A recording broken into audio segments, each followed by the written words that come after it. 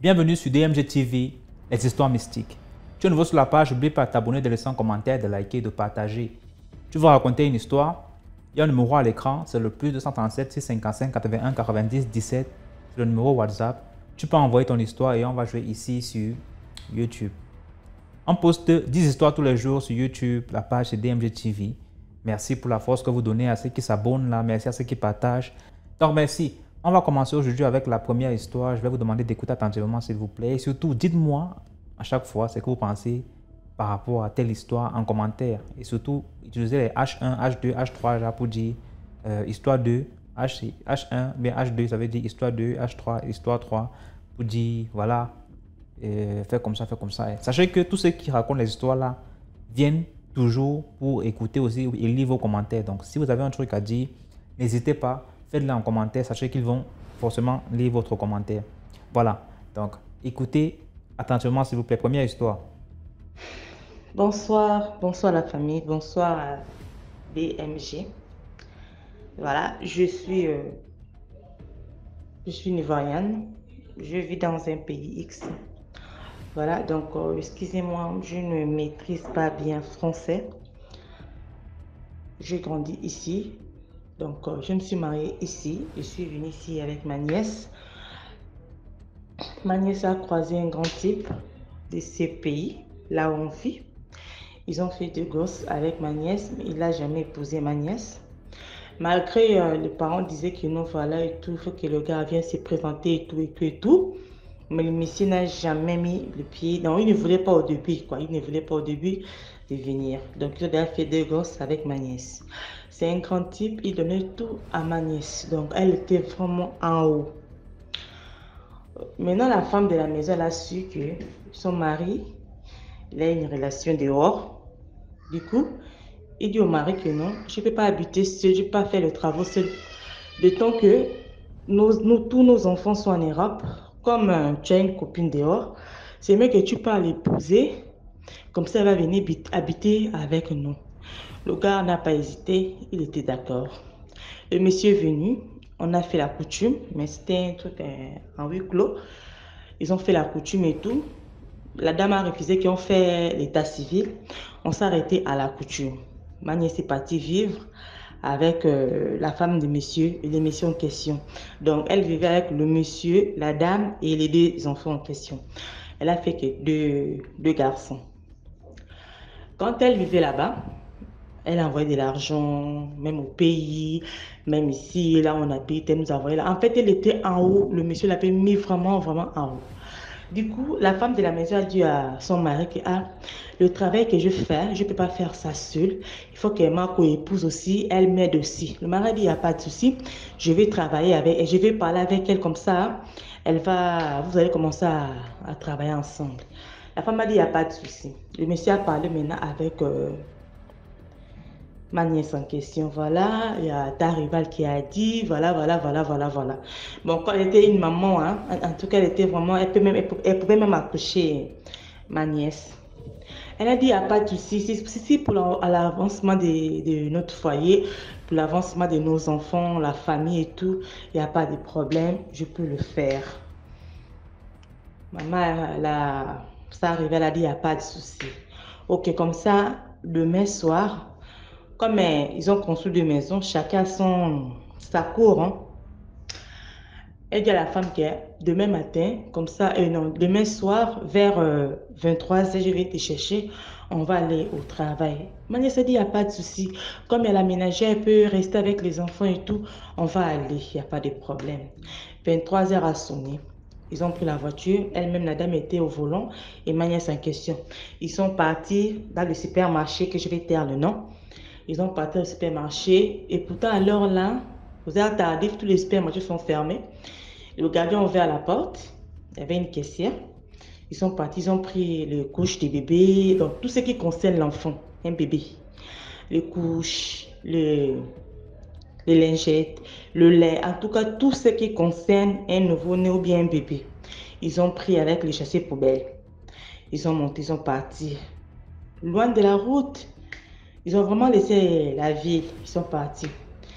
Elle m'a dit qu'elle a vu une grande maison et tout ça là. La dame a sonné, le gardien est venu, il a ouvert la porte, le portail, ils ont rentré et tout. Elle a dit, non, si tu vois la grande maison, ma tante, tu ne peux pas. Voilà, comme ils ont commencé à monter, tellement qu'il y avait trop les escaliers, les étages en fait. Je ne sais même pas comment on dit si c'est l'escalier, mais c'est moqué pas de moi, s'il vous plaît. Ils sont partis, ils ont regardé, la maison était bien équipée, bien équipée. Maintenant, au fur et à mesure que ça, ils avançaient, en haut, ils avançaient, ils montaient, elle comprenait un son d'un bébé qui pleurait. Elle s'est demandé, Madame, maman, pourquoi là, un enfant pleure? La maman ne répondait pas, elle ne parlait plus. Seulement, suis-moi. Ils sont arrivés là, elle a dit qu'elle avait une lit de 3 places. Ils ont posé l'enfant au milieu. Voilà comment la maman a pris le bébé en question. Elle a dit que tu suis ce que je fais. Maintenant, quand elle regarde bien l'enfant ressemblait à rien. Tantôt un animal, tantôt, en fait, une malformation. L'enfant n'était pas bien, en fait.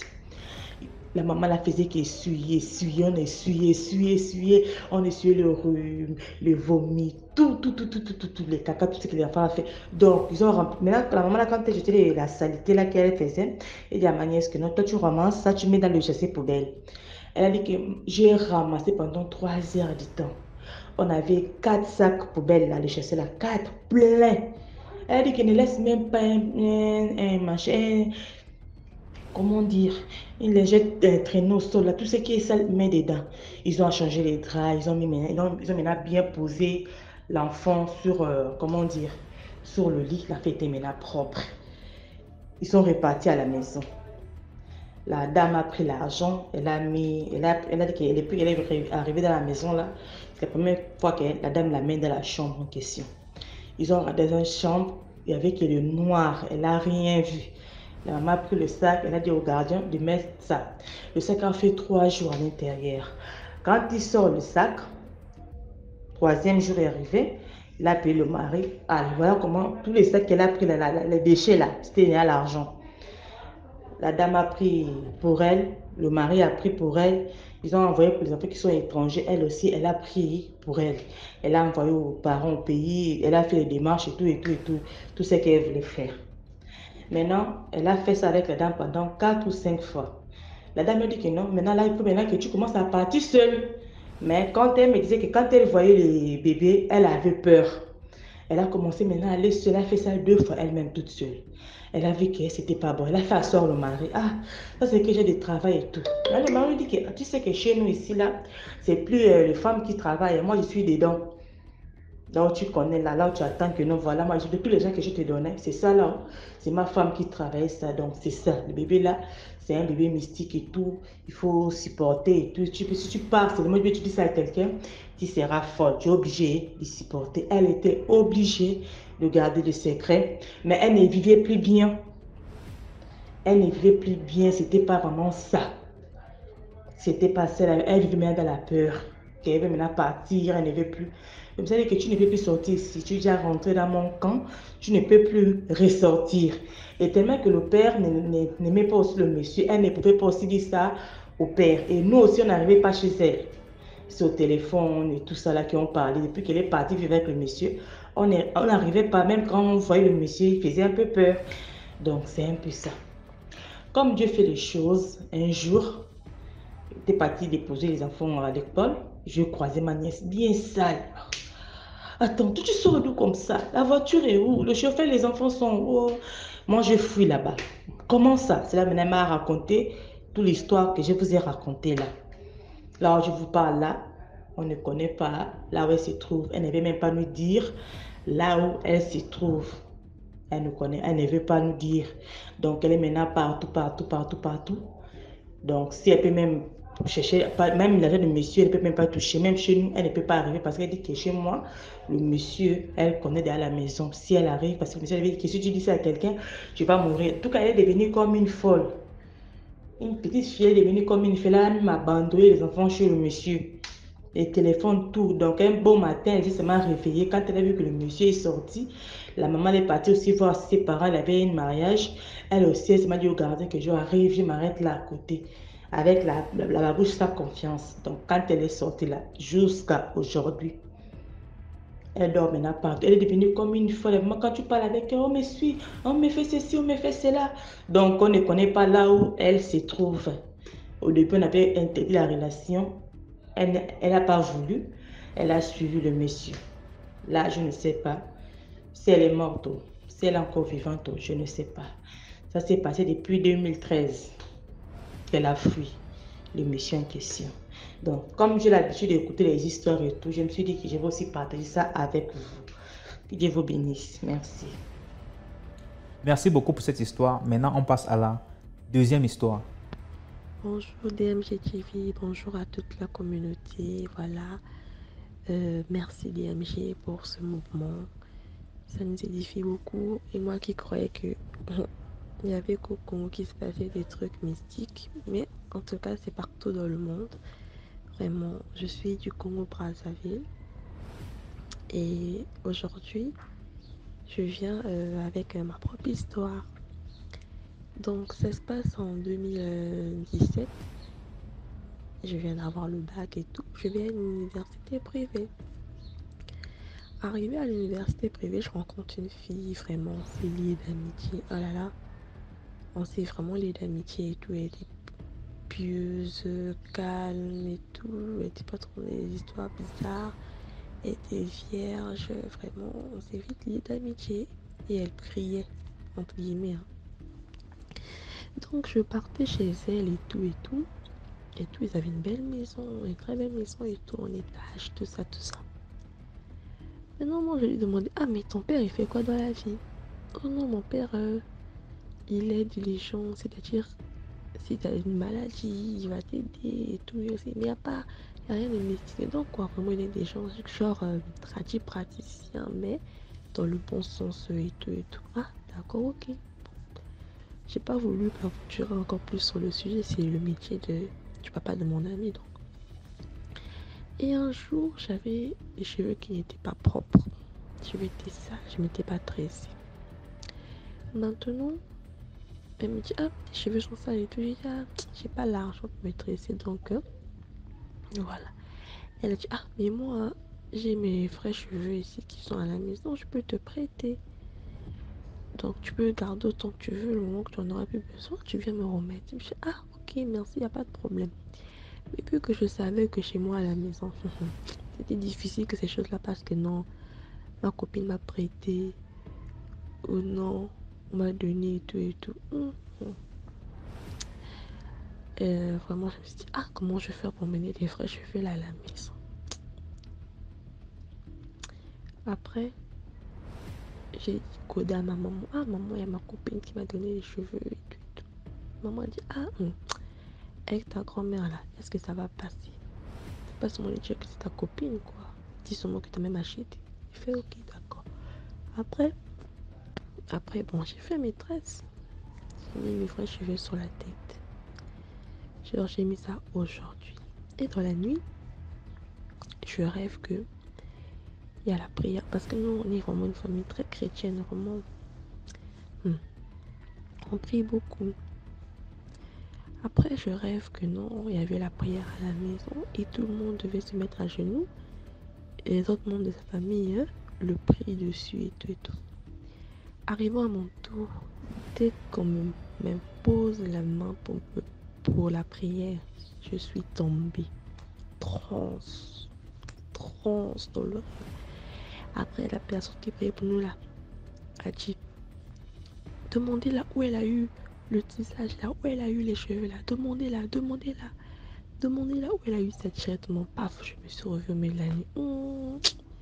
Sixième sens, j'ai revu ma grand-mère et ma mère. J'ai dit expliqué, j'ai dit ah mamie, voilà les cheveux là, c'est ma copine qui m'a donné ça, mais regarde ce que j'ai rêvé et tout et tout et tout. Ma mère a dit voilà. Quand on vous dit j'ai pas pointu des copines, seulement comme ça. Tu prends, tu pries même pas dessus.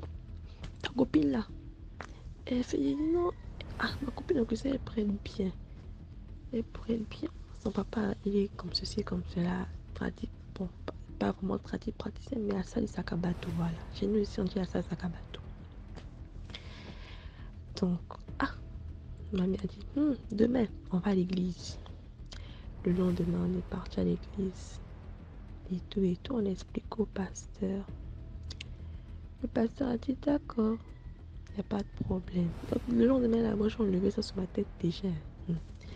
J'arrive au bureau du pasteur, d'accord. Il a dit d'accord, il n'a pas vraiment pas prié. DMG.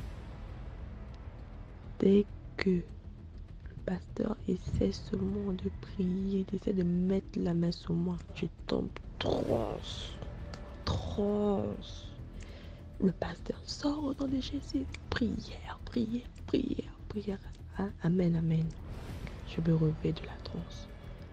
Le pasteur a dit, les cheveux là étaient trafiqués. C'était trafiqué. Ta copine là n'est pas simple. Son père l'utilise. Ta copine là n'est pas simple. Il ne faut plus traîner avec elle. Et là où j'étais choquée. Je l'aimais tellement, la copine là. C'était la première fois de ma vie qu'une chose comme ça arrive avec une amie. Et j'étais choquée. Les cheveux là, le pasteur avait dit, il faut brûler, ne la remets plus ça. Et du coup, DMG, jusqu'aujourd'hui, elle m'a jamais appelé pour me demander, oh non, mais où sont mes trucs et puis jamais. Et l'amitié s'est arrêtée seulement le jour là. Donc, c'est pour dire que la famille, faites attention à vos amis. Il faut faire attention. Donc, une amie te donne quelque chose, pris dessus, sanctifie l'habit là, ou bien les cheveux, mais quoi, attention. Le dehors est trop mauvais, comme on dit. Il faut faire attention. Donc voilà, c'était mon histoire pour aujourd'hui. Je reviendrai aussi avec d'autres histoires. Vraiment, il y en a beaucoup, surtout au Congo. Ici, là, et dans mon ancien quartier où je vivais à Pointe-Noire, à Ngoyo. C'est grave. Donc, merci vraiment de faire passer mon histoire. La famille, le slogan reste le même. Partagez, likez, commentez pour faire agrandir la famille et abonnez-vous. Merci. Merci beaucoup pour cette histoire. Là, on passe à la troisième histoire. Bonsoir la famille. Partagez, likez afin de sensibiliser plus de personnes. Je vais vous raconter une histoire. C'est ma soeur qui l'a vécue. Elle était étudiante. Elle habitait dans un campus de la capitale. Elle me dit, c'est comme ça qu'elle nous raconte, un jour, elle était en ville. Elle allait faire les documents administratifs. Vers 14h à 15h, elle retournait déjà au campus parce qu'elle logeait au campus pour éviter les frais de déplacement. On habitait un peu loin et en étant sur place, le coût revenait moins cher par rapport à payer le taxi tous les jours, aller à l'école. C'est comme ça que elle était au centre-ville. Elle attend le taxi, il faisait chaud. Au soleil de 14h là. Elle propose le taxi, ne la prend pas. Elle propose le taxi, ne la prend pas. Elle était déjà découragée. C'est comme ça qu'une voiture s'arrête. Une grosse voiture s'arrête. Le monsieur propose de la déposer. Elle dit, elle perd quoi? Elle ne perd rien. C'est comme ça qu'elle monte. Quand elle monte dans la voiture, la clim d'abord la rafraîchit. Elle dit, mon Dieu, il fait bon vivre. C'est comme ça qu'ils ont commencé à papoter. De tout et de rien, il papote. Le monsieur roule. À une certaine distance, elle me dit, elle ne sait pas comment ça s'est passé. Donc, c'était une grosse voiture, on suppose que c'était une voiture électronique. La boîte à gants s'est ouverte. Quand la boîte à gants s'ouvre, elle dit, elle n'avait jamais vu autant d'argent. L'argent s'est versé sur ses pieds. Entre le levier de vitesse, vous voyez un peu, tellement ça s'est ouvert avec brutalité que les liasses se sont éparpillées. Elle dit, elle ne sait pas ce qui lui est arrivé. Elle s'est figée. Elle était assise.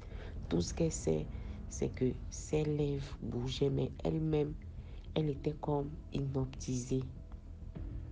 C'est comme ça que le monsieur a roulé, il gare. Quand il gare,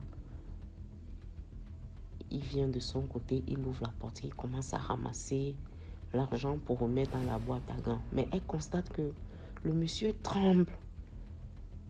Tout ce qu'elle faisait, c'était tourner la tête. Et si le monsieur posait une question, elle répondait. C'est tout ce qu'elle faisait. Genre, comme l'argent était tombé un peu là où elle était assise, elle soulevait simplement, elle s'inclinait un peu pour qu'il puisse enlever sa liasse de billets qui était coincée entre elle et puis le siège. Donc le monsieur s'est mis à ramasser son argent, remettre dans la boîte à gants. Après, elle commence à culpabiliser. Elle dit, ah, bon, je vais la nommer Régine. Ah, intérieurement, ah, Régine, est-ce que tes parents t'ont élevé comme ça? Comment l'argent du monsieur se verse? Tu ne prends même pas la peine de l'aider. Tu es assise, tu ne bouges pas. Tu aurais dû aider le monsieur à remettre l'argent dans la boîte à gants. Elle dit, mais elle ne sait pas pourquoi elle n'a pas bougé, même touché à une liasse. Sauf ce qui était tombé sur elle. Elle m'a dit que toucher de ses mains pour remettre dans la boîte à gants, elle n'a rien touché. Le monsieur a ramassé son argent, il l'a remis dans la boîte à gants, il a fermé la boîte à gants, il est revenu prendre le volant. Elle dit, c'est après maintenant, elle se sent revenir en elle. Elle se sent revenir en elle. Elle constate que le monsieur tremble au volant. Il tremble. Elle-même me dit, ah, monsieur, vraiment, si vous trouvez que c'est loin là où je pars, hein, le mieux c'est de me déposer ici, je vais me dépouiller. Le monsieur la guette. Il dit, non, non, non, non, c'est bon, je vais vous déposer. Je vais vous déposer, ne vous inquiétez pas. Elle dit, oh. Ah, en tout cas, c'est comme ça que le monsieur, ils arrivent à destination. Le monsieur la dépose. Quand elle est descendue, j'ai dit le temps de remercier le monsieur. Il a démarré en trompe. Il est parti. Elle dit maintenant, partir de là pour sa chambre. Elle dit, ah, qu'est-ce qui m'arrive? J'ai eu quoi? Qu'est-ce que l'homme là voulait me faire? Ou bien il a pris quelque chose en moi? En fait, jusqu'à aujourd'hui, on n'a jamais compris ce que le monsieur voulait faire. Bon, moi, je me dis, elle avait peut-être un esprit fort. C'est pourquoi le monsieur n'a pas pu prendre ou alors proposer de lui faire quelque chose. En fait, c'est ce que je retiens. Ok, merci. Likez, partagez et surtout bonne écoute. Merci beaucoup pour l'histoire. Maintenant, on passe à la 4e histoire. L'histoire que je vais vous raconter ici, c'est l'histoire de ma famille. L'histoire de ma tante décédée en 2013. En fait, en février 2013, cette dernière a perdu son mari. Un mois après l'enterrement de son mari, après avoir suivi les rites et traditions du veuvage, il fallait maintenant s'organiser pour le retrait de deuil. Et du coup, la famille avait décidé de l'amener sur Libreville parce que les vacances, en fait, toute la famille avait pour coutume de descendre en province pour les vacances et tout. Donc, pendant les vacances, on devait tout faire pour organiser la cérémonie de retrait de deuil. Déjà qu'elle n'était pas la seule qui avait porté le deuil de son défunt mari. C'est comme ça, elle est venue sur Libreville en mars 2013. Un mois après le décès de son mari. Quand elle arrive sur Libreville, 1 mois, 2 mois passent, elle se rend compte que les personnes qui l'ont fait venir sur Libreville, disons que c'était pour pouvoir mieux organiser, parce que là, pour le retrait de deuil, il y a beaucoup de choses qu'il faut acheter, telles que les habits, vous devez vous changer tout le temps et autres. Donc en venant, je dis, bon, vu qu'on m'appelle sur Libreville, ces personnes-là vont tout faire. Déjà, c'est quelqu'un qui a vécu au village, qui a grandi au village. Donc elle s'est dit que bon, comme ces personnes m'appellent, c'est que ils vont tout prendre en charge. Donc quand elle vient 1 mois, 2 mois passent, elle se rend compte que non, ce n'est pas vraiment ça. Du coup, elle s'est tissée d'amitié au quartier Belvedere avec des filles qui connaissaient bien, qui étaient douées dans la recherche d'un Nkumu. Et elle a grandi au village, donc dans le Nkumu, là, elle maîtrise le truc. Donc elle partait chercher le Nkumu au Cap Estérias, ici à Libreville. Déjà pour cet endroit, le Cap, en fait, pour beaucoup de personnes qui vivent ici au Gabon, à Libreville précisément, savent que le Cap, c'est un endroit très mystique et mythique en même temps. C'est un endroit où tous les francs-maçons, beaucoup de francs-maçons, ils vont pour faire des sacrifices. Les Nganga aussi vont là-bas pour faire des sacrifices. Même les pasteurs partent là-bas pour faire les baptêmes et autres. Donc, quand on fait les sacrifices, là, parfois, c'est des moutons, de l'argent. Donc, quand vous partez là-bas, facilement, vous pouvez ramasser de l'argent là-bas. Et il y a même des décès là-bas, des personnes qui se perdent au Cap. C'est un endroit, comme je disais, très mystique. C'est un lieu mystique. Tout le temps, c'était comme ça. Elle partait chercher le Nkomo avec les autres. Comme elle maîtrisait, parfois, elle pouvait remplir un sac, 2 sacs et autres. Et à l'époque, en 2013, beaucoup de personnes ne connaissaient pas encore vraiment le Nkomo, n'étaient pas douées dans ça. Et elle venait du village, donc elle savait comment faire pour pouvoir amener ce procureur. Donc, du coup, il avait beaucoup de personnes, beaucoup de clients. Donc, c'était avec ça qu'elle vivait. C'est comme ça, un mois avant, le mois d'août, où toute la famille devait descendre pour aller au village pour le retrait de deuil, il n'y avait toujours rien. Donc, avec son argent qu'elle vendait un peu, elle mettait de côté, elle achetait des petits habits et tout, elle mettait à côté. C'est comme ça, un jour, ses amis sont venus, elles ont programmé aller au Cap pour cueillir le Nkomo. Et déjà, vous devez savoir que la cueillette du Nkomo, se passe pas vraiment tous en groupe. C'est vraiment pas en groupe dans une forêt, mais l'autre rentre là-bas, l'autre rentre là-bas. Chacun prend sa piste. Et elle, la piste où elle est partie, malheureusement, elle est tombée sur de l'argent. À côté, il y avait un mouton qu'on avait tué. Ça faisait peut-être au moins un mois parce que le mouton était déjà bien décomposé et il y avait de l'argent enterré. Donc, quand elle arrive, elle se dit, non mais waouh, ça c'est un cadeau du ciel, comment j'ai pu? Qui ont pu abandonner cet argent comme ça là? Elle s'est assise, elle a pris le pagne qu'elle avait, elle a commencé à essuyer cet argent-là, elle essuyait, elle a mis dans son panier, elle a noué le pagne. Elle a appelé les autres, non rentrons. Elle s'était revenue ce jour-là à 15 h. Donc quand elle arrive, elle a livré le Nkomo qu'elle avait cueilli avec cet argent, elle a mélangé. Elle est partie au marché. Elle a fait un grand marché, elle a acheté des trucs qui manquaient, elle a acheté les cartons de boîte de sardines, le savon, beaucoup de choses, le vin aussi pour la cérémonie. Donc, dans la soirée, vers 22 h fait asseoir son grand frère qu'il avait amené sur Libreville pour leur dire que, écoutez, moi, je vais au village dans une semaine. Et je ne vais pas vous attendre pour enlever le deuil parce qu'il faut vraiment que je me débarrasse de ceci. À l'esprit de mon mari que je vois tout le temps, je ne peux pas. Donc, les parents se sont un peu opposés. Non, mais comment se fait-il que on a prévu partir dans un mois? Elle dit non, moi je dois partir. Et où je vais là, je vous vois bien que j'ai acheté mes choses parce qu'il faut que j'aille enlever le deuil que je porte. Les parents essaient de la faire revenir à la raison, mais elle avait déjà pris sa décision. Donc 2 jours après, vous savez que chez nous au Gabon, il y a beaucoup de rites. Il y a des personnes qui sont initiées. Il y a beaucoup de rites tels que le Biti, le Ndiembé, le Lilombo. Donc on avait un oncle initié. Donc 2 jours après la scène, il vient en tremblant, il était en transe. Il dit, non mais Elodie, en fait j'ai vu notre mère qui m'a amené ton corps et pleurait. Elle m'a dit que tu es morte, que tu as ramassé la mort. Elle dit non, comment ça j'ai ramassé la mort? Oui, j'ai vu maman qui est venue avec ton corps qui pleurait et il était vraiment en transe. Elle a nié l'affaire, oh, ce n'est qu'un rêve. Ce n'est qu'un rêve, ce n'est pas vrai.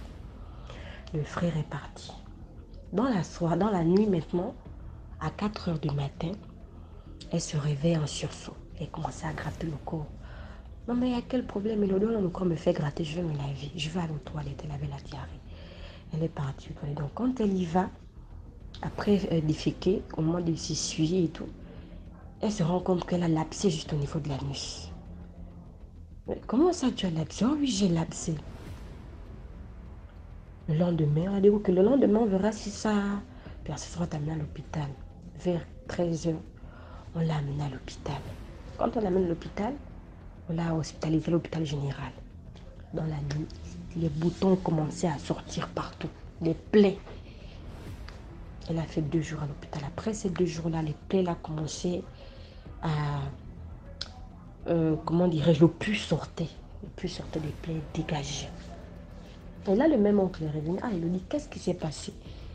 Qu'est-ce qui s'est passé? Dis-nous la vérité. Il n'a pas voulu nous dire qu'elle avait eu à ramasser l'argent et que dans cet argent-là, c'est l'esprit de mort.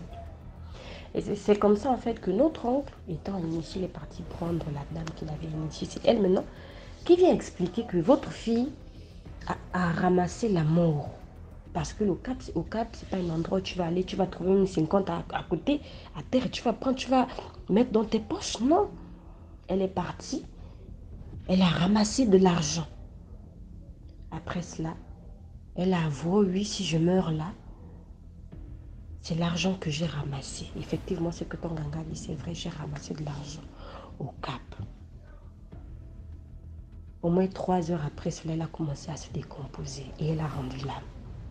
C'était vraiment un choc terrible. Un choc terrible pour la famille parce qu'on n'en revenait pas. En peu de temps, en 5 jours après que l'événement s'était passé, elle a perdu la vie comme ça. Donc notre famille, autant que on se méfie vraiment de cet endroit. C'est un endroit, on parle, même si c'est le million contre moi, c'est que c'est la mort. Et c'est aussi pour sensibiliser beaucoup de mes frères et sœurs qui partent au Cap pour se laver ou pour se balader, faire quoi que ce soit et qui ne font pas attention. Vous ramassez de l'argent au Cap, vous ramassez, peu importe, même si c'est un bijou, ne prenez pas parce que beaucoup de personnes y vont là-bas pour faire des sacrifices. Merci pour l'histoire. Là, on passe à la 5e histoire. Bonjour DMG, comment tu vas? J'espère que tu vas bien.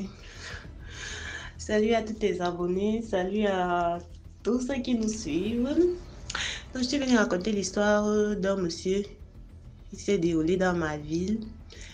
Le monsieur est devenu fou parce qu'il était trop têtu pour être conseillé, trop imbu de lui pour comprendre les choses, pour écouter d'autres personnes. Voilà, le monsieur, c'était un policier qui travaillait dans les frontières régionales, je vais dire comme ça. Dans les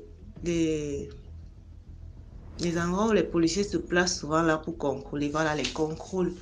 Où ils contrôlent tout ce qui entre dans les régions et tout. Voilà, donc un jour, un monsieur arrive avec son camion. Les camions qui transportent souvent les nourritures là. Et tout pour aller des régions en région. Des fois, ça vient même du Tchad pour le Cameroun. Donc, les gros camions avec beaucoup de nourriture là. C'est comme ça que le camion arrive. Donc, le monsieur n'était pas en règle. Le policier lui demande donc de s'arrêter, qu'il ne part pas avec le camion et tout. Il va s'arrêter et tout. C'est comme ça donc que le chauffeur essaie de négocier un peu avec lui. Il refuse. Il appelle maintenant le propriétaire du camion. Le propriétaire du camion lui propose une somme d'argent. Bon, pour le Tchokono, vous connaissez un peu, voilà, ça se passe.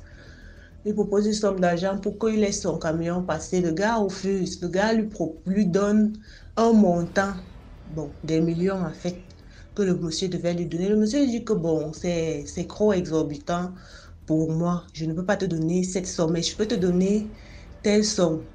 Donc c'était 1 million comme ça. Le monsieur dit non, que c'est trop petit. Il ne veut pas laisser.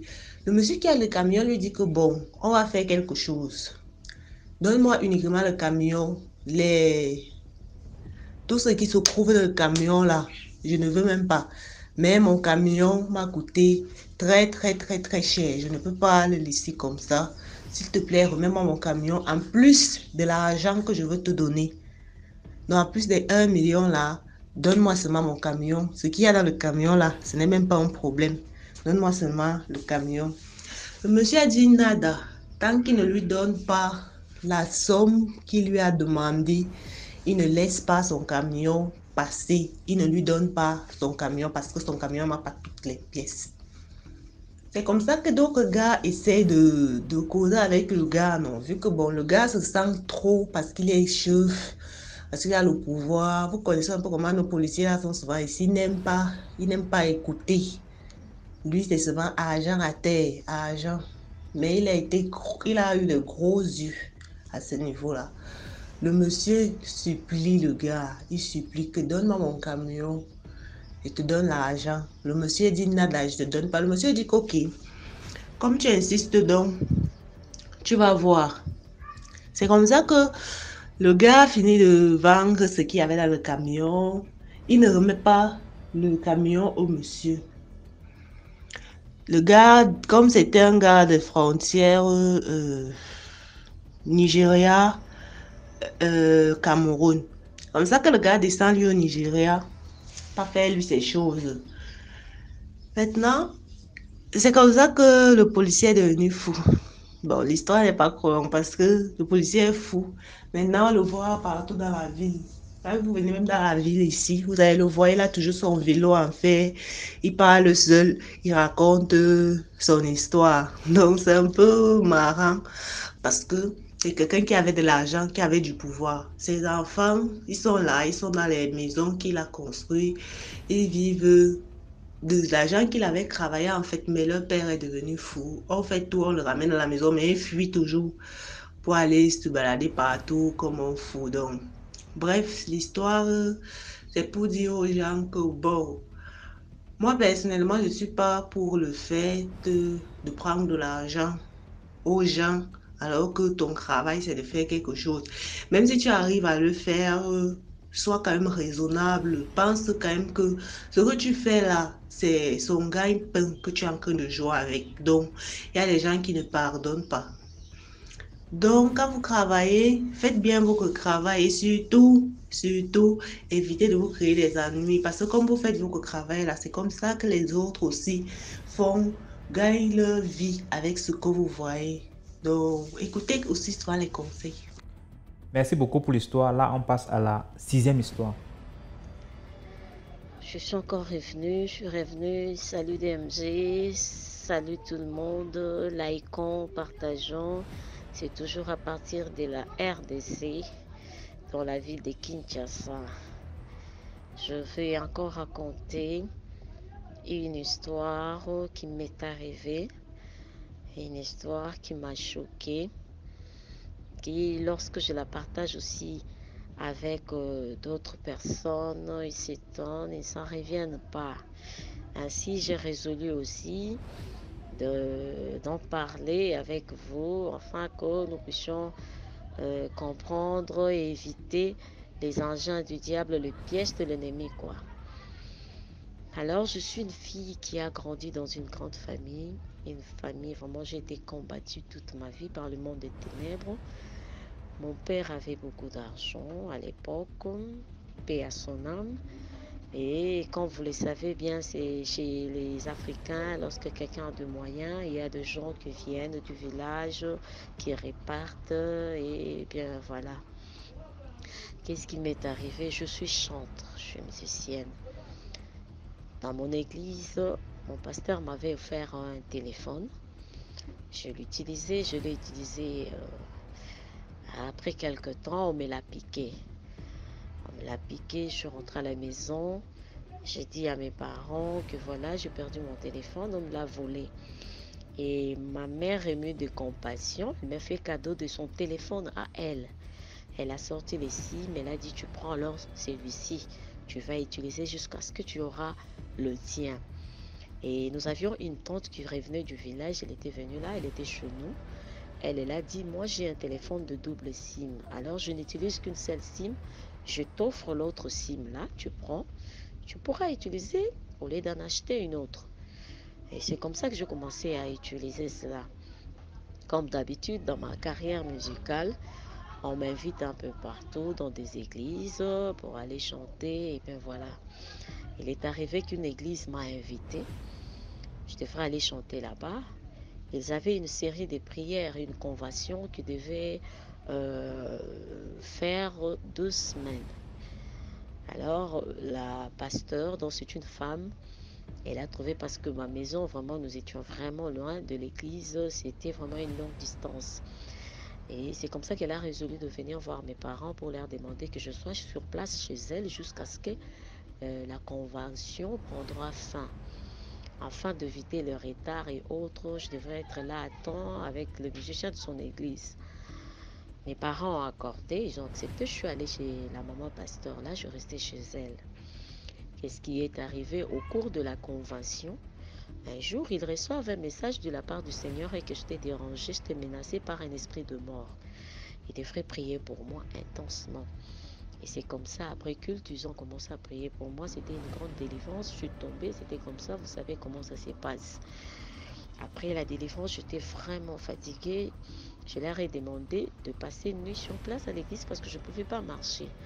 Comme à l'église, il y avait beaucoup de gens qui venaient, ils revenaient, ils étaient là installés à l'église. Et compte tenu aussi de transport et autres, il est resté sur place pour être là pendant 14 jours. Alors je dis, bon, ça ne pouvait pas me gêner parce qu'il y avait d'autres personnes là que je passe nuit sur place. Et ils m'ont accordé et ils ont apprêté une place et je dormais. J'avais mon sac, j'avais de l'argent à l'intérieur et le téléphone en question. Et ce qui est arrivé, le matin, je me réveille, je tiens mon sac, j'ouvre, je ne retrouve pas mon téléphone. Cependant, il y avait de l'argent, le sac était là, l'argent était là, mais le téléphone n'était pas là. J'ai alerté les serviteurs qui étaient sur place. Je leur ai dit, voilà, je remarquais que j'ai perdu mon téléphone. Ils ont dit, comment est-ce possible? Tout le monde a des sacs ici. Et en plus de cela, tu as ton sac. Comment? Si c'était un voleur normal, pourquoi ne pas prendre le sac et de l'argent? J'ai dit, bien sûr, c'est ce que moi je me suis dit. L'argent est là. Vous voyez, c'est visible même. Je ne l'ai même pas caché. Mais comment se fait-il qu'ils prennent seulement le téléphone, qu'ils me laissent le sac et l'argent? Et les sacs des autres, leurs téléphones, il y avait même des téléphones qui étaient branchés là. Les gens étaient en train de charger leur téléphone. Ils n'ont pas touché à ça. Ils ont trouvé ça bizarre. C'est alors qu'ils appellent la maman pasteur et que voilà, la sœur est victime de vol. Et c'est que nous remarquons de suspect et qu'elle avait un sac, il y avait l'argent, ils ont pris, le voleur n'a pris que le téléphone, il est parti avec. La maman s'est dépêchée, elle est arrivée à l'église, elle m'a posé la question. Moi, j'ai dit, c'est comme on vous a raconté, même moi aussi, ça me dépasse. Elle a souri. Elle m'a dit, ça, c'est une délivrance, tu dois bénir Dieu. Et elle me donne à son tour un autre téléphone. Moi, je dis, je voudrais utiliser toujours ma SIM là, le numéro là, parce que j'ai des contacts, j'ai des projets, des rendez-vous, des choses vraiment que je dois faire. Les numéros là doivent être opérationnels au plus vite. J'avais de marché de sortie, je devrais sortir, je devais aller en Israël. J'avais pris contact avec un pasteur qui m'a invité. Il m'a invité verbalement. Il m'a dit qu'il enverra les documents, la lettre d'invitation pour que j'aille prester dans son église en Israël. Il y avait aussi d'autres projets, il y avait d'autres histoires que je devais faire avec les gens. Alors je suis allée au shop de l'entreprise des télécommunications que j'étais leur abonné quoi. Voilà, je suis allée là-bas, je suis entrée, je leur ai dit non, je veux une SIM blanche parce que j'ai perdu la première. Ils m'ont dit donne ton numéro, j'ai cité les numéros, ils ont écrit quelque part. Oh, l'agent l'a regardé, me dit madame, c'est vraiment votre numéro?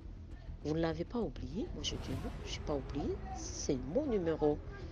Ils m'ont dit, mais comment est-ce possible? Moi, j'ai dit, qu'est-ce qui se passe? Il me dit, mais nous n'avons pas cette série. Nous n'avons pas encore atteint cette série. Moi, j'ai dit, comment ça? C'est quoi les histoires des séries là? Je ne comprends pas ce que vous voulez me dire par là. Il a dit, non, madame, avec ces numéros, vous receviez nos SMS, nos textos? Moi, je dis oui. Est-ce que tu avais des unités à l'intérieur? Moi, je dis oui, j'en avais 10. Il a vérifié, il a trouvé aussi qu'il y a 10 unités dans la SIM, dans ces numéros. Il a dit, c'est pas possible. Et il a appelé à la direction générale. Il a dit, non, je ne comprends pas. Il y a une fille qui est venue chercher une SIM blanche avec un numéro là qui nous dépasse parce que nous n'avons pas encore atteint cette série. Parce que la série correspond au nombre des abonnés qu'ils ont. Cependant, moi, j'étais déjà au-delà des abonnés qu'eux n'ont pas. Il a dit, c'est pas possible. Envoyez le numéro, ils ont envoyé là-bas, ils ont checké, ils ont regardé, non, c'est pas possible. Ils m'ont dit, l'agent me dit, retourne à la maison, tu viens après, tu viens le jour suivant. En attendant, nous allons voir qu'est-ce que nous pouvons faire parce que ton numéro là nous dépasse tous vraiment. Je vous dis, DMG, tout le monde était stupéfait. Ils appelaient d'autres personnes, ils venaient là et puis, bon, c'est ça. Je suis sortie là, je suis rentrée le jour suivant, je reviens. Et l'agent appelle à la direction générale et dit, la fille à la SIM mystérieuse est venue. Moi, je dis, comment? Tu m'appelles la fille à la SIM mystérieuse? Il me dit, mais oui, parce que ta SIM là est mystérieuse. Oh, comment ça mystérieuse? Et à la direction générale, on leur a dit, il a appelé à cet agent qui était devant moi, ils lui ont dit, envoyez-nous cette fille-là, nous voulons la voir. C'est comme ça qu'ils sont venus me chercher, je suis allée à la direction générale. J'étais là dans la salle d'attente, j'attendais et le blanc là est sorti, il a dit, où est la fille à la SIM mystérieuse? Moi, je dis, ah bon, c'est comme ça que vous m'appelez? Mais moi, je n'ai pas une SIM mystérieuse. Je vous ai dit que j'avais des unités. Je me rechargeais et je recevais vos textos, vos SMS. Mais comment ça, vous m'appelez la fille à la SIM mystérieuse? Et il m'appelle dans son bureau et me dit, tu vois, il a commencé à me montrer les documents, les histoires là que je ne comprenais même pas. C'est que j'avais seulement compris simplement, c'était que la série correspond au nombre des abonnés. Donc, par exemple, si DMG, tu as une entreprise, tu as par exemple 50 personnes, 50 abonnés. Mais moi, je vous apporte une SIM d'une, je ne sais pas moi, d'un 80e abonné. C'était dans ce sens-là. Alors, ils ne revenaient pas. Nous, nous avons nous avons tel nombre de séries et toi, tu es plus que ce que nous avons. C'est pas normal. Il me dit non, tu n'as pas à reprendre ces mêmes numéros et puis nous n'avons pas le droit de les faire parce que nous, là, toi, tu communiques sur notre réseau. Cependant, ce n'est pas nous qui te contrôlons. Là, c'est compliqué. C'est une SIM mystérieuse. Lorsqu'on te dit que c'est une SIM, il me demande comment tu as eu cette SIM. Je lui ai raconté, voilà, c'est ma tante, ainsi de suite. Il a secoué la tête, il m'a dit, regarde, c'est une SIM mystérieuse. Nous t'offrons une autre SIM avec beaucoup de forfaits. Et tout ça, bon, ça m'a arrangé, ils m'ont convaincu parce que je n'avais plus de choix. Parce que moi aussi, là, ça a commencé à me faire peur. Hein? J'avais vraiment très peur. Et puis, sachant surtout que ça venait d'une personne qui venait du village. Et une tante qui était là à la maison, je me suis dit, bon, peut-être qu'ils ont raison. Et que je devrais arrêter avec cette SIM. Et c'est comme ça que j'ai accepté la nouvelle SIM. Je suis rentrée, je cherchais le pasteur, la maman pasteur, je lui ai raconté ce qui s'est passé. Elle a dit oui, c'est à partir de cette SIM-là qu'on t'est contrôlé. Et effectivement, DMG, j'avais compris que depuis que j'avais cette SIM-là, les histoires étaient vraiment compliquées pour moi. Tous les contacts, tout ce que je pouvais faire, les projets étaient tombés à l'eau. Et tout avait changé. Même si quelqu'un m'appelle, on s'est fixe, ainsi de suite, vous verrez qu'il n'y aura pas de suite, il n'y aura plus de suite favorable. Alors, je me posais des questions. J'avais compris que, donc, quand je me suis fait contrôler par le monde des ténèbres, cette fois-là, pas par le lien du sang, pas par ce que nous pensons tous, mais c'était par une SIM, une carte SIM dans les téléphones. Et on me contrôlait partout.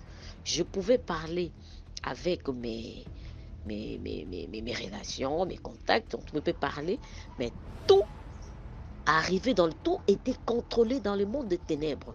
Il pouvait savoir que voilà, cette fille est proche d'une bénédiction, voilà, cette fille pouvait faire ça, ça, ça, ça, ça et ça. Et je suis sûre que la plupart de nous, la plupart des personnes sont ignorants de cela. C'est comme je reviens encore pour dire, la technologie a évolué dans le monde palpable, sachant que dans le monde spirituel aussi, tout a évolué. Qui peut comprendre cela?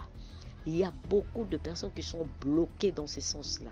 Il ne sait pas que son téléphone-là qu'il a est contrôlé. Si dans le monde palpable, il y a les options là d'itinérance pour te retrouver, ainsi de suite, tout le monde sait. C'est que le monde des ténèbres peut aussi faire ça parce que moi, j'ai eu une SIM qui venait du monde des ténèbres. J'étais contrôlée, tout était bloqué dans ma vie. Rien ne pouvait avancer.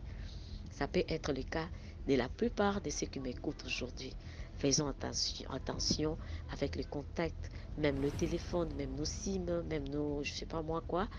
Et le diable peut toujours s'éclipser dans ta vie d'une certaine manière pour te détruire. Voilà un peu mon expérience. Voilà, en tout cas, de bonnes choses à vous. Je vous dis au revoir.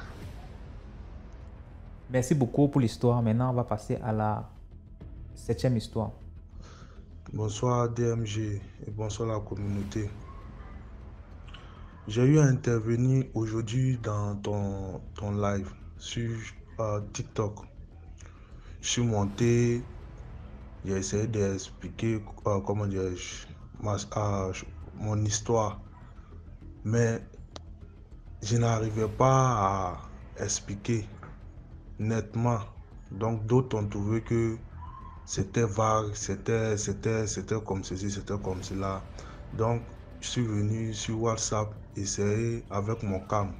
Vraiment, ce n'est pas facile d'expliquer son histoire en direct. Ce n'est pas du tout facile. En tout cas pour moi, je n'arrivais pas à parler normalement. Parce que vous voyez, je tremblais tellement que je sais que je sautais des parties et il y a des parties aussi qui ne concordaient pas. Donc bref, mon histoire se déroule en 2020, plus précisément en Côte d'Ivoire. J'étais étudiant à l'époque.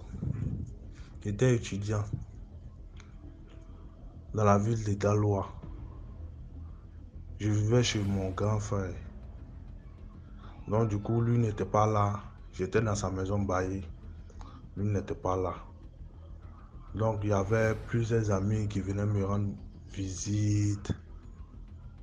On avait prévu que la fête de de décembre, on ira la faire chez moi à la maison. Donc on avait déjà préparé tout. Je notifie aussi que à l'époque, je fumais beaucoup la drogue. Je notifie que je fumais beaucoup la drogue, mais je ne consommais pas d'alcool. C'est la drogue simplement. Je ne peux pas cacher ce que j'ai fait. Du moment que j'ai laissé ma vie d'avant, je rends gloire au Seigneur. Donc du coup, raconter, ça ne me dit rien. Donc je fumais beaucoup la drogue. Donc mes amis sont arrivés, on a acheté la boisson, on consommait, on buvait. Donc il y avait un parmi mes amis qui savait que je me mettais ton. Ça, c'est un langage ivoirien. Je fumais la chambre. Ça, c'est pour les Gabonais. Bon, le reste, le Cameroun, je sais pas. Donc lui, il m'a demandé de le faire fumer aussi. Donc, ok, il n'y a pas de souci. Allons dans le jardin derrière. On est arrivé, j'ai roulé le joint. On a commencé à taffer, tirer. Et il a tiré, il a eu à tirer. Je ne sais pas si c'était fait exprès ou soit ça faisait partie du plan. Il s'est laissé tomber. Genre, il s'est laissé tomber du moins. Donc du coup, avec un bon réflexe, je l'ai attrapé. Il tombait sur sa tête, je l'ai attrapé. Il a dit, mais qu'est-ce que toi tu me fais là? Si c'est ça, c'est bon, donne-moi. Il a été. Il me dit, non, moi, il vient de lui sauver la vie. Il a dit, toi, tu es là bardé ou bien? Il me dit, non, moi, je lui ai sauvé la vie, que c'est dans cette même situation, circonstance que son papa est décédé. Parce que son papa, lui, c'était un alcoolique. Il se promenait partout pour boire. Donc, un jour, il est quitté, il est tombé sur un gros caillou. Il a eu à fracasser sa tête, il est mort. Donc, du coup, il m'a expliqué tout ça. Il m'a dit, ah, toi, tu es mon frère, tu es mon ami. Le soir, cette nuit-là, je vais te donner quelque chose. Bon, du coup, je n'ai pas prêté attention. Il me dit que, bon, il est arrivé loin, il est stone. Donc, du coup, il faisait sortir des paroles. On va s'asseoir. Le gars en question, mon ami en question, qui en est parti, qui dit qu'il va me donner quelque chose, il tombe. On le met sur une chaise, il tombe. On le met sur une chaise, il tombe. On le met sur une chaise, il tombe. Ah, moi, je lui ai proposé, va, allons, tu vas dormir dans ma chambre. Il dit non, que lui ne peut pas dormir, c'est que lui doit rentrer forcément à la maison. Il doit forcément rentrer à la maison cette nuit. Il dit, chez toi est loin. Comme vu que tu habites loin, reste dormir chez moi. Il me dit non, que lui doit rentrer à la maison. Je dis ok. Donc j'ai demandé à l'un de mes amis encore de nous raccompagner. C'est comme si on était trois. Donc sur la route, il dandinait. Excusez-moi, l'histoire est un peu longue. Donc il a commencé à dandiner sur la route, il dandinait sur la route. Parce que c'est comme si c'est 700 mètres ou bien 600 mètres pour aller vers chez lui. Sur cette route-là, il n'y a que des lampadaires, de la lumière. Maintenant, arrivé dans lui, sa zone, c'est le noir. Parce que dans eux, les secteurs, il n'y a pas de courant. Donc, arrivé dans le noir, il nous demande de le laisser, que lui va marcher. On dit, ah, ok, il n'y a pas de souci. Là, dans le noir, il a fait sortir, il a mis sa main derrière, il a mis dans sa poche, il a fait sortir une grosse bague noire. Il dit, nous, on n'a jamais vu le mystique. Aujourd'hui, là, nous, on voit le mystique. Donc, du coup, nous, on pensait qu'il bardait les têtes sous lui. Le gars marche, il veut tomber. Genre, il s'apprête à tomber. Il tient sur un pied, il te dit, il se redresse lui seul. Moi-même, il est comme ça, avoir peur. Ça, là, ça, c'est pas quelque chose de net. Donc, du coup, il y a mon ami qui est parti qui nous a accompagnés. Là. Il me parle dans une autre langue, parce qu'on a du même ethnie. Il me dit, Assuroi. Et oh, ça veut dire quoi? Tu as peur de lui. Allons le jeter là-bas en venir. Donc, du coup, lui, il a attendu ça. Il dit, ok. À chaque fois que lui va répéter, il va répéter et nous on répète aussi après. Donc mon ami de devant dit, oh ça il est sous lui, encore dit ce qu'il dit, ok, il n'y a pas de souci. Donc, en marche, il parle dans sa langue. C'est un Yakuba, il parle dans sa langue. Et nous aussi on répond et nous aussi on répond Donc arrivé à non de chez lui, il me dit, lui il était à moi, mon niveau, mon ami était devant. Il me dit, celui qui est derrière moi là, qu'il réponde aussi. Immédiatement là, mes yeux sont ouverts. J'ai vu comment le gars s'était transformé. Un gros oiseau noir. On a commencé à marcher vite, il disait la même chose. Et on répondait. Puis arrivé à un moment donné, il y a quelque chose qui est en haut qui est venu le taper. Donc il a battu ses ailes. S'il avait de grandes ailes, il a battu ses ailes. Et on est arrivé chez lui. Quand on est arrivé chez lui, bon, il me dit que peut-être c'est la drogue ou bien il ne sait pas. On est arrivé chez lui, il m'a demandé de le déchausser. Je rappelle que ces chaussures-là, il n'avait pas fait de nœud. Il avait attaché ça littéralement dur. Donc du coup, je m'appelle, j'essaie, je n'arrive pas. Et le voilà qui met son front sur mon dos. Je ne vous dis pas, le front était tellement chaud. Plus chaud que le feu, ça me brûlait. Et je tourne ma tête, je vois que ses yeux brillent et il commence à sourire. Je ne sais pas si c'est Dieu qui m'a aidé dans cette situation. J'ai tiré les chaussures. Les chaussures sont quittées comme si on n'avait pas attaché de lacets. Là maintenant, c'est comme si quand ma deuxième vision, c'est comme si le gars avait planté ses pieds dans le sol. Il n'avait plus de pieds, c'était planté dans le sol. Il me demande mon briquet. Il dit briquet, c'est pourquoi faire. Il me demande mon briquet. Donc, il dit d'allumer mon briquet. Quand j'ai allumé mon briquet, ça s'est pété littéralement. Oh! Il y a une bague que ma maman m'a remise pour faire les petites prières. C'est un petit dizainier. C'est comme un chapelet. C'est comme un mini chapelet en bague. Donc je porte ça à n'importe où je vais, où je sens que c'est un peu bizarre. Quand il fait nuit. Bon, c'est comme si la bague là même, là, cette bague là même, j'étais obligé de l'enlever. Parce que cette bague là me donnait du courage. On peut dire dans tel coin, quand je prends la bague là, je m'en vais. C'est comme si j'ai l'assurance, vous voyez non? J'ai cette assurance, même si on me dit à tel sorcier, c'est comme si je n'avais plus ma foi. Il y a ma mère spirituelle là qui m'a dit que c'est comme s'il y avait mis un esprit dans cette bague là. C'est comme s'il adorait cette bague là. Voilà pourquoi cette bague là me donnait cette assurité là. On est arrivé, il me dit, il a pu lui mettre son briquet dans sa poche. Il a fait sortir beaucoup de bagues. Il me dit de choisir une bague. Bon, le même ami qui a proposé de nous raccompagner aussi me dit, il faut prendre les souliers, il faut faire vite en partie. Il me demande d'enlever le dizainier. Il dit, le dizainier à quoi avoir tabac? Il dit, il t'a enlève le dizainier. Il enlève le dizainier, je remets à l'autre ami. Lui, il allume son briquet. Je mets la bague sur mon doigt. Je vous rappelle que lui, il est dans la zone où il y a beaucoup de, comment dirais-je, il y a beaucoup de d'arbres. Donc du coup, le vent circule beaucoup là-bas. Il allume son briquet. La flamme du briquet même là n'est pas normale.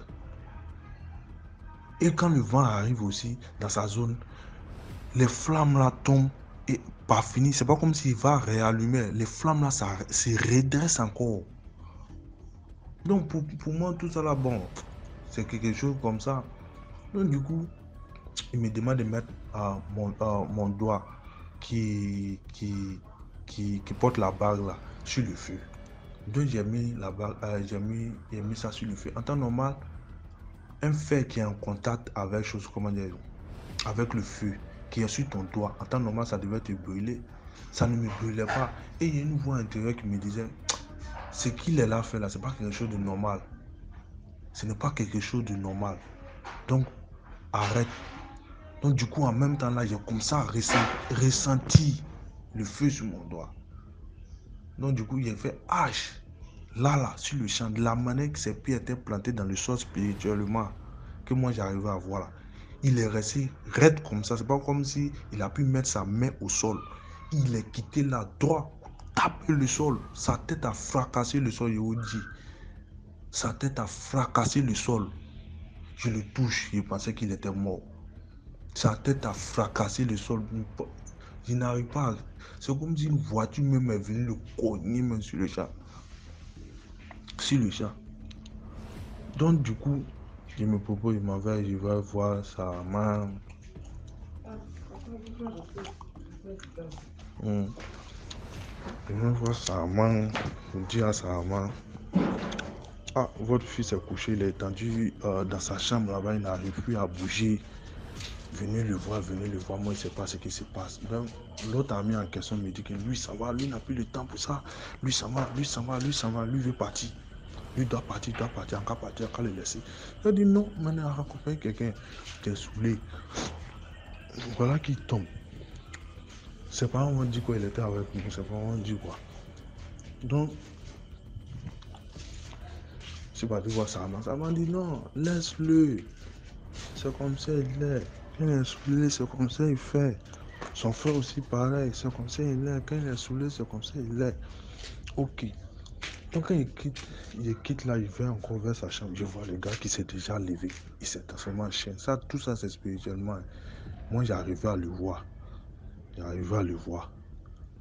Il s'est transformé en chien. Il commençait à parler des paroles. Je n'arrivais pas à comprendre. Je n'ai pas eu peur aussi.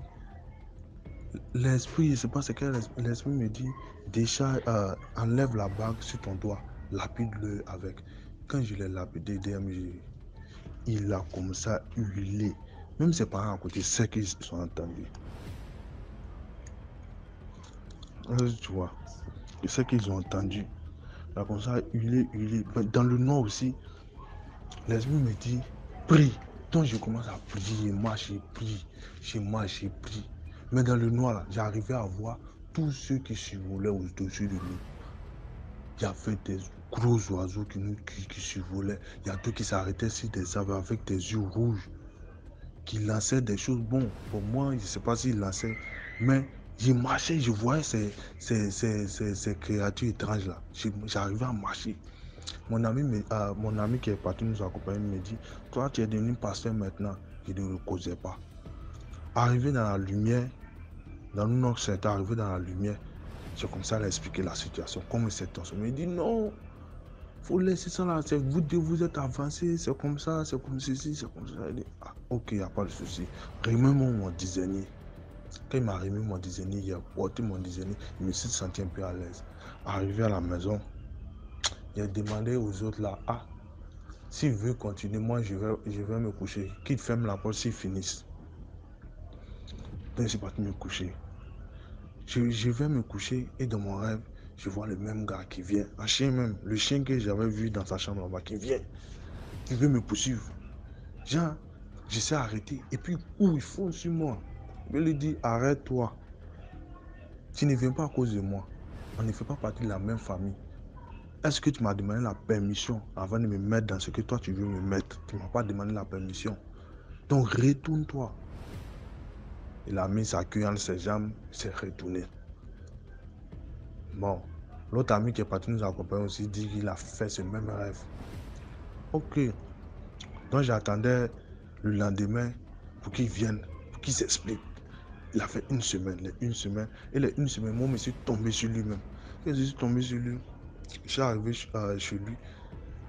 Il le voit, il baisse sa tête est baissée. Il dit, mais c'est comment? On se salue.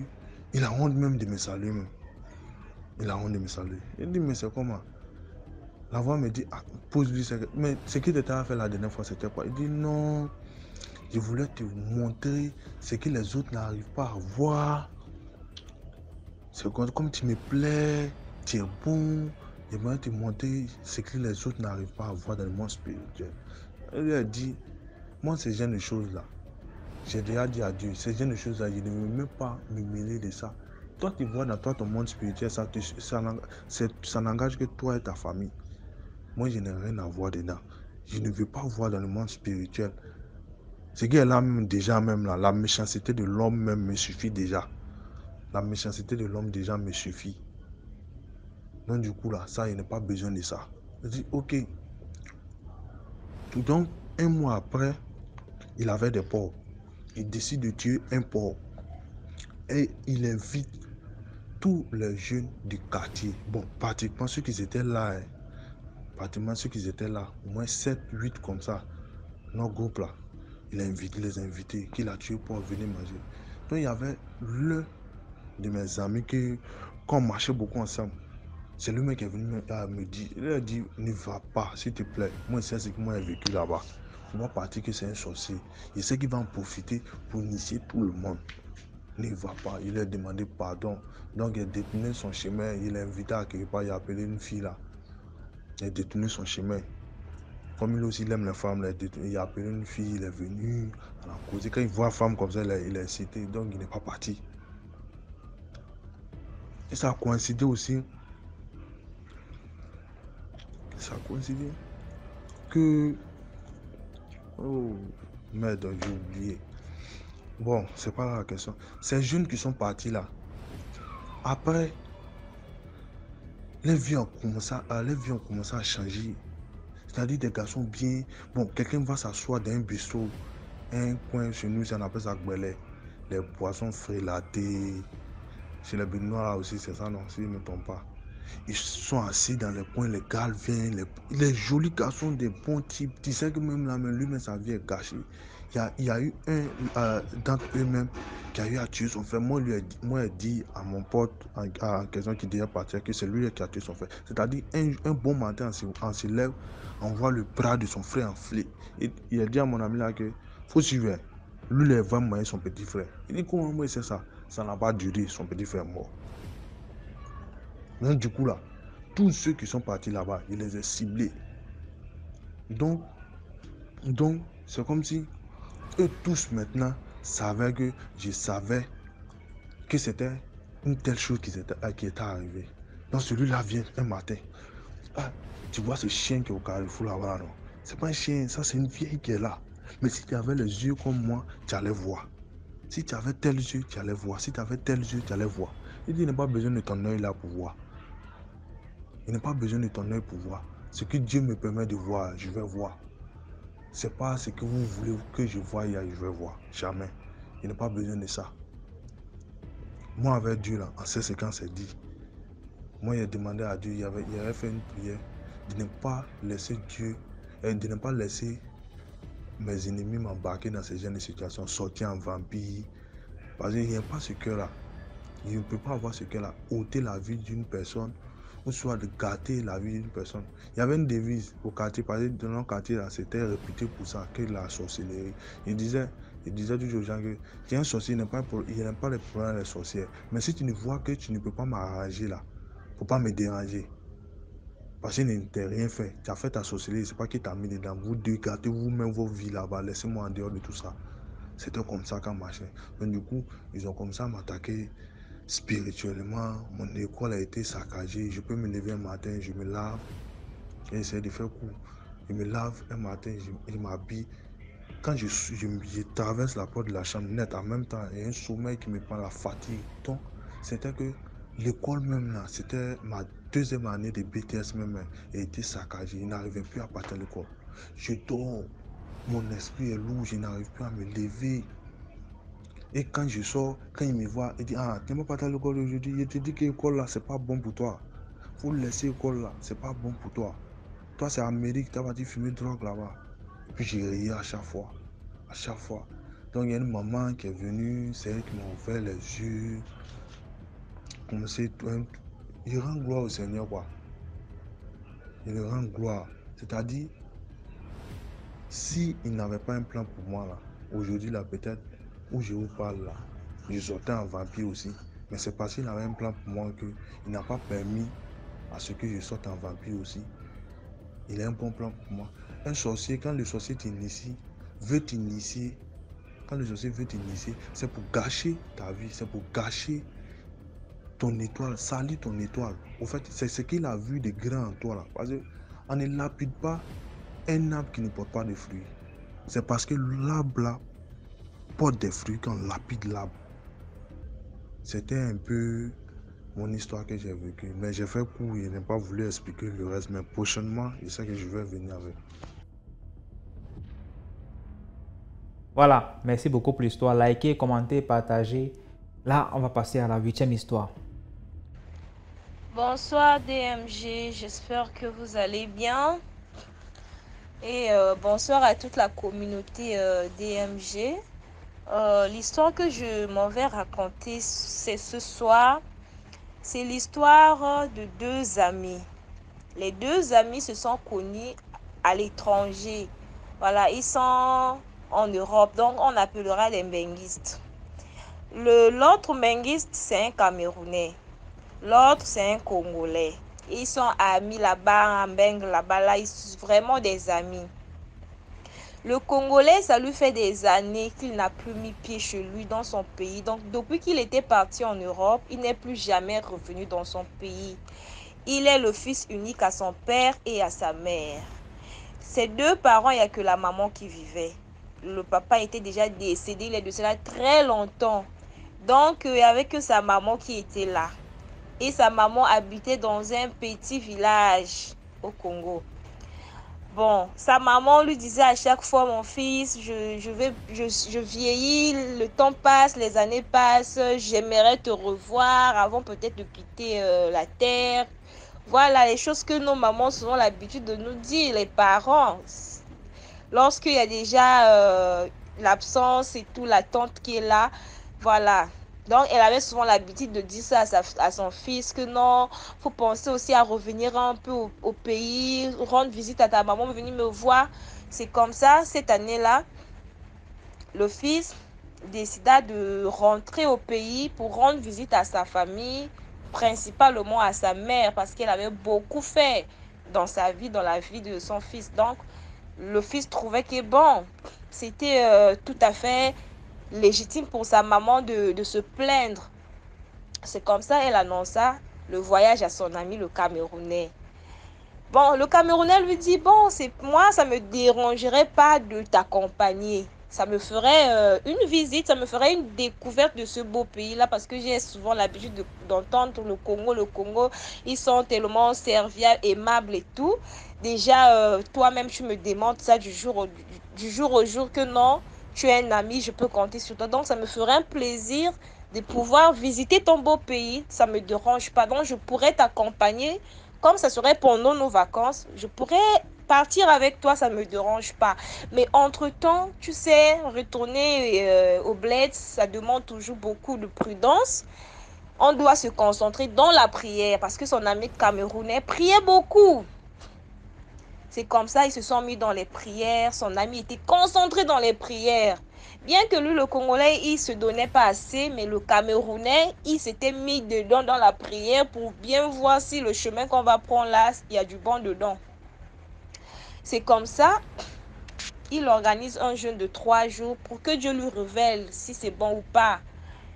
Au 3e jour de son jeûne, il fait un rêve et dans le rêve, on lui montre le village, là ils vont se rendre. On lui montre le village, on lui montre un scénario qui devrait se passer quand il se rend sur place. C'est comme ça, il se lève, il dit à son ami, voilà, Dieu m'a emmené dans ton village. L'ami lui a dit, oh, Dieu t'a emmené dans mon village. Comme il a dit, Dieu m'a emmené dans ton village. J'étais dans ton village. Il a dit, vous les gens qui priez là, hein. Donc, comme tu étais dans mon village là-bas, Dieu révèle quoi? Il a dit, ah, beaucoup de prudence. Il y a quelque chose qui va se passer dans ton village. Au fait, le problème, c'était quoi? Cette maman-là, elle était dans une tontine de la sorcellerie. Dans cette tontine-là, c'était son tour de sacrifier son fils unique. Donc, c'était son tour. Donc, toute cette pression qu'elle mettait sur son fils, non, faut venir, c'était juste des plans qu'elle avait déjà planifiés avec ses amis sorciers là-bas au village pour pouvoir bouffer son propre fils. C'est comme ça, le gars lui dit, beaucoup de prudence. Il y a une scène qui va se passer une fois qu'on serait là-bas. Mais toi, tu ne devrais pas intervenir dans... Peu importe la situation, tu devrais juste avoir tes yeux pour regarder. Tu m'as compris, oui. Il lui a dit encore, à l'entrée de ton village, il y a un grand arbre. Il a dit oui. Il a dit voilà, c'est pour te dire que Dieu m'a parlé. Donc ne me dis pas que non. L'ami a dit bon d'accord, j'ai compris. Comme tu seras avec moi, ça me rassure. Le jour J, ils ont apprêté leur voyage. Voilà, ils sont arrivés au village. Boum. À l'entrée du village, il y avait un grand arbre. De la même façon qu'il avait vu dans sa vision, il voit le même arbre. Il dit à son ami, le Congolais, tu as vu, c'est pour te dire que j'étais dans ton village. Dieu m'a emmené ici. J'ai déjà vu ici, donc il n'y a rien qui ne me ferait. Arrivé, on leur accueilli, l'arrivée des Mbengis dans les villages, tu vois, et on a organisé toute une fête, toute la nuit et tout, on leur a accueilli, il y avait à manger, il y avait à boire, voilà, il y avait du tout. Ils sont partis dormir, le lendemain matin, ils se sont levés, la maman avait déjà tout apprêté, chez nous on appelle ça communément les mbongi. Voilà, les paillotes là qu'on met dans chaque maison. Dans chaque maison, dans les villages, il y a des petites paillotes là où les hommes s'asseyent souvent pour manger, pour boire. Voilà. Chez nous, on appelle ça les mbongi. Donc, comme ce sont des mbengis, tout le monde leur prend en considération. Donc, il y a une façon de leur traiter là qui... Voilà. Donc, le matin, il y avait déjà... Tout était déjà apprêté. Il y avait des nourritures. Donc, chacun venait déposer les nourritures. Ils se sont assis là. Ils sont en train de manger les deux au mbongi là-bas. Ils sont en train de causer. C'est comme ça. La maman, elle était en train de tailler les arachides. Pour ceux qui savent comment ça se passe au village pendant la période des arachides, on sèche les arachides dehors. Donc, la maman, elle était en train de sécher les arachides dehors. Les enfants, son fils et son ami camerounais, ils étaient assis au mbongi en train d'observer la maman qui travaillait. C'est comme ça, il y a un vieux papa qui quitte de l'autre côté de la rue est venu rentrer directement dans la parcelle, commencer à menacer cette maman-là. Commencer à la menacer directement, le monsieur est tombé sur lui. Le fils voulait se lever, son ami lui a retenu, son ami lui a dit, on doit observer la scène, tu ne bouges pas d'ici. Une autre personne peut aller séparer la bagarre, mais toi tu ne bouges pas de là. La maman commence à crier là-bas, mon fils vient me sauver, oh, on veut me tuer, oh. Le papa là est accroché sur la dame, le papa là est sur la dame, la bagarre. Le Camerounais ne bouge pas, le Congolais ne bouge pas. Personne ni aux alentours ne vient séparer. Son ami lui dit, tu observes, c'est juste une mise en scène mon frère. Si tu bouges de là, je rentrerai chez moi. Je vais rentrer à la maison, toi tu vas rester ici. Ne fais même pas l'erreur. Tout ce que tu vois là, j'avais déjà vu ça. C'est juste une mise en scène. Tout est déjà planifié. La bagarre avait tellement... Franchement, c'était chaud. L'homme, le papa, la bagarre avec la femme, la maman, là, c'est comme si il était en train de bagarrer avec un homme.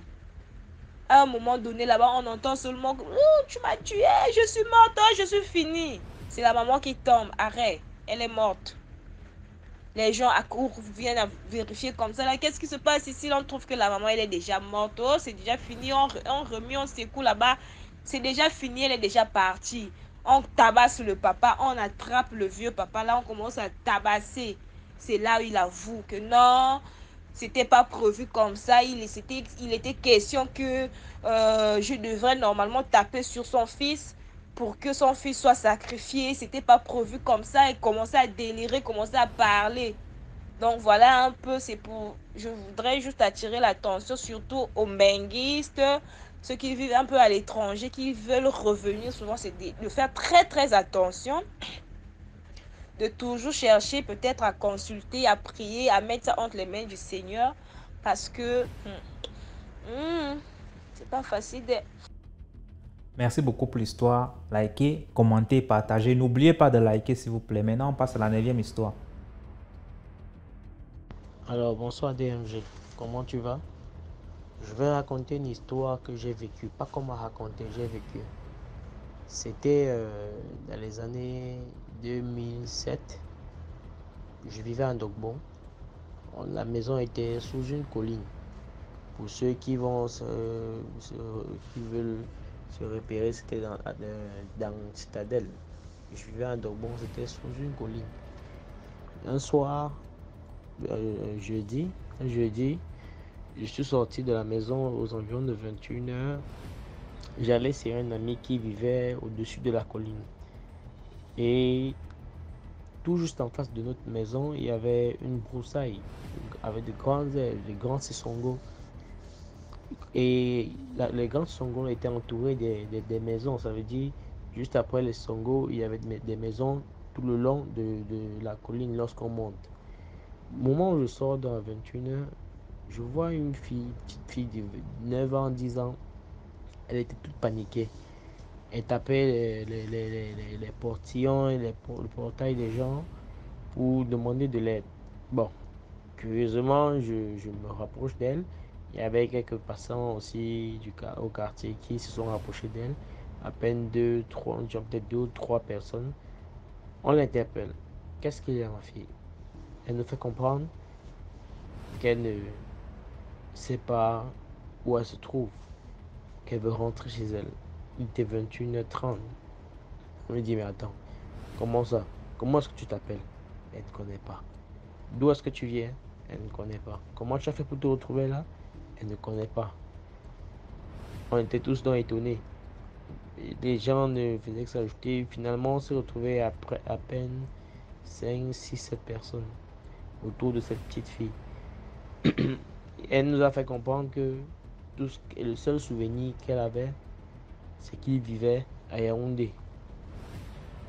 On lui demande, mais attends, tu vis à Yaoundé, comment tu te retrouves donc au milieu de nous, là à Douala?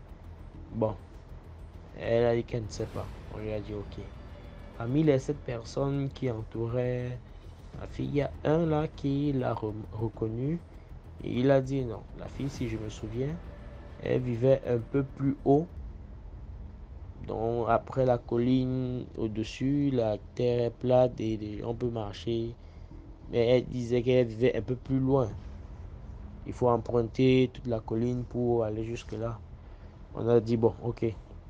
Dans ce cas donc, on a eu donc la brillante idée de se rapprocher des voisins de leur ancienne maison pour savoir si en effet on pourrait retrouver le contact d'un de ses parents, quoi. Histoire d'appeler et dire, comme vous voyez, voici, on avait telle fille, elle a donné votre contact, elle ne se souvient plus de rien, ainsi de suite. Au moment où on a engagé la montée, elle a subitement eu une envie d'uriner.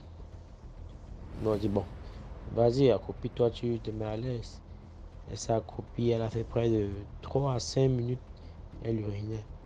Au moment où on se retourne pour lui demander, mais attends, t'as pas toujours fini? C'est là où elle se lève, elle entend nous suivre pour prendre la colline avec nous. À peine avoir marqué 2 pas, elle dit qu'elle va encore uriner. Elle se baisse encore, qu'elle se met à uriner. On dit, ah, ok. On était en train de lui mettre la pression. Il était à presque 22h, il était à 22h. On lui mettait la pression que, mais attends, nous, on veut vite t'aider, alors, elle dit, ok. Elle se relève pour la 2e fois. Bizarrement, au moment où on est en train d'emprunter le chemin de la colline, genre en montant, elle rebrousse plutôt chemin. Elle se redirige plutôt vers notre maison. Quand elle se dirige vers notre maison, je vois, elle donne le dos à mon portail, mais elle regarde tout droit dans la broussaille. On lui demande, mais attends, Qu'est-ce que tu fais là-bas? Viens, on monte et on se rapproche. Elle dit non, ça va, voici ma tante. Voilà l'expression qu'elle a tenue, voici ma tante. Au moment où on a entendu lui demander, mais comment ça ta tante? Viens, on part. On voit comment elle est en train d'entrer dans la broussaille. Rapidement, on avance et on dit que non, il faut qu'on la retienne. Mais on est arrivé très tard. On est arrivé tard. Elle était là dans la broussaille. Je vous dis la vérité. Je dis même, l'herbe ne bougeait pas. De l'extérieur de la broussaille, on ne voyait rien à l'intérieur. Il dit même l'herbe ne bougeait pas. On a tous pris peur. Chacun s'est dirigé chez lui. Comme la broussaille était directement en face de chez nous, j'ai même pas eu le courage de regarder derrière moi. J'ai couru, j'ai ouvert mon portail, j'ai fermé, je suis entré me coucher. Le lendemain, l'information était passée, tout le monde avait discuté, mais vraiment, c'est vrai que j'avais pas eu tellement peur, mais j'étais étonné. C'était ma toute première fois. Je savais pas à quoi j'avais affaire. Merci beaucoup pour l'histoire. Là, on passe à la 10e et dernière histoire. Bonsoir DMG. J'espère que vous allez bien, que la santé ça va, que tout va bien dans votre vie en ce moment. Bon, je vais pas être long, je vais vous raconter une histoire d'un de mes voisins quand j'étais à l'Est Cameroun. J'étais encore sous les bancs à cette période-là. Bon, c'était un type du dehors, quoi. Vous savez, les gens qui font beaucoup le dehors, là, bref, c'était un rastaman, fumeur, bref, tu vois un peu le genre de personne qui est constamment dehors, quoi. Donc, il nous raconte qu'un jour, il était en boîte de nuit. Il a rencontré une femme. Une belle femme, selon ce qu'il a dit, c'était que c'était une très très belle femme. La femme était brune, bien brune, sans tache, quoi. Ouf, le genre de femme, quoi. Il a fait des avances, elle a accepté, ils se sont retrouvés quelques temps plus tard à être ensemble. Mais sauf que sa femme avait ses conditions. C'est-à-dire, il devait seulement se voir à partir de 18h, 19h, vous savez, donc bref, en soirée, quoi. Il devait se voir chez la dame seulement. Bon. Lui, il n'a pas trouvé d'inconvénients à la chose, quoi. Donc, lui-même, puisque c'était à cette heure-là que lui, il avait l'habitude de sortir avec le travail en journée. Bref, c'était un peu comme ça. C'est comme ça alors qu'ils ont commencé leur relation. Entre-temps, il avait un ami. Vous savez, les amis du dehors. Bref. C'est-à-dire, vous êtes habitué quand une certaine heure, vous vous retrouvez. Excusez. Vous vous retrouvez pour vous amuser, pour passer du bon temps, quoi. C'est donc comme ça qu'en entamant la relation avec la jeune femme, il nous raconte que bref, elle restait hors de la ville. C'est-à-dire, tu quittes la ville, tu entres, il y a une petite brousse, bref, en forêt même. Tu entres, mais en fait, c'était comme si c'était une grande maison. Selon ce qu'il raconte, c'est que c'était une grande maison, bien belle. Grande maison, c'est-à-dire pas forcément le duplex, mais une belle maison, bien entretenue, tout était bien propre. Et la femme était toujours, c'est-à-dire, elle était tellement belle, selon ce qu'il racontait, que vraiment lui-même il n'arrivait pas à croire que pareille créature existe. C'est comme ça que, en entamant leur relation, il se retrouvait que chaque soir, selon ce qu'il nous racontait, que chaque soir, quand il partait chez la femme, il trouvait toujours la table graissée. Vous savez, imagine-toi, tu rentres du travail, bref, tu viens chez la femme à 18h, 19h, tu te retrouves que la table est toujours dressée. Et elle avait un truc, c'est qu'elle ne devait jamais se voir hors de sa maison à elle. Et si il se voit hors de sa maison, c'est quelque part, bref, c'est pas dans un endroit trop connu. Vous voyez un peu, non?